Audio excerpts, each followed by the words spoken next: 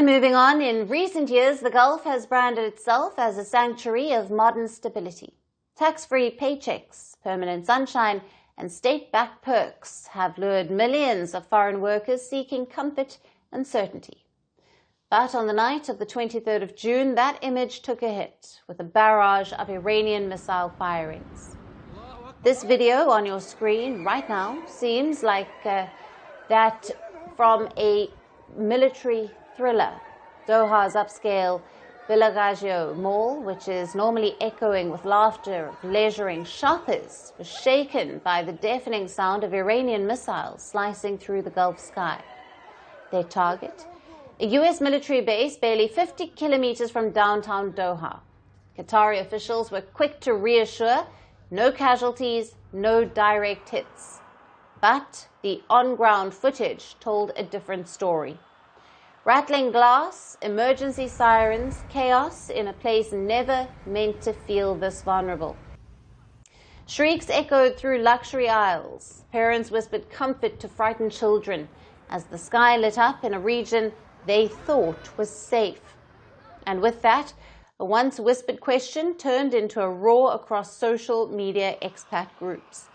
Is the Gulf still safe for foreigners? Or has it quietly become the new frontline in a geopolitical powder keg? Iran's missiles were retaliation after U.S. strikes targeted Iran's nuclear infrastructure. The latest spark in a conflict that began when Israel struck Iran on the 13th of June. A ceasefire, announced later by the U.S. President Donald Trump, appears to be holding for now. And though most missiles were intercepted in the Qatar airspace, the message was clear. Gulf states may not be the neutral ground they once claimed to be. In Doha, the atmosphere the next morning of attack was tense. Services were stable, internet worked, lights stayed on. But the psychological aftershocks continued to echo. In Dubai, expats were drawing up escape routes to Oman. Some foreigners now jokingly call Europe-bound flights through the Gulf Missile Alley.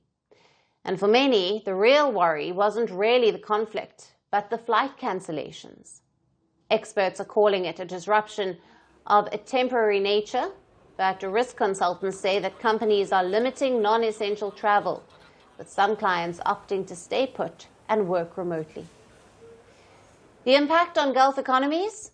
In tangible terms, reports call Saudi economic slowdown a bigger problem than a rare night of airstrikes. But on the ground, where perception drives investment, the damage may already be done. Most of Iran's missiles may have missed their mark, but the psychological impact, that one hits center mass, and it could be far from over.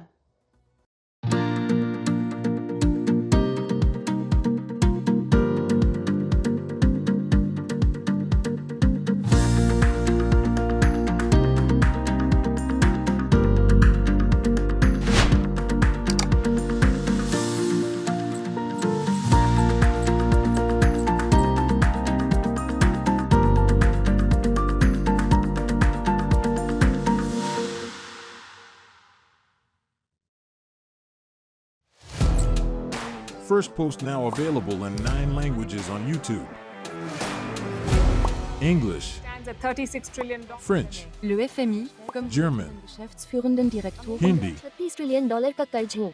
Indonesian, Pemerintah tanpa pemeriksaan. Italian, Sekali radikali.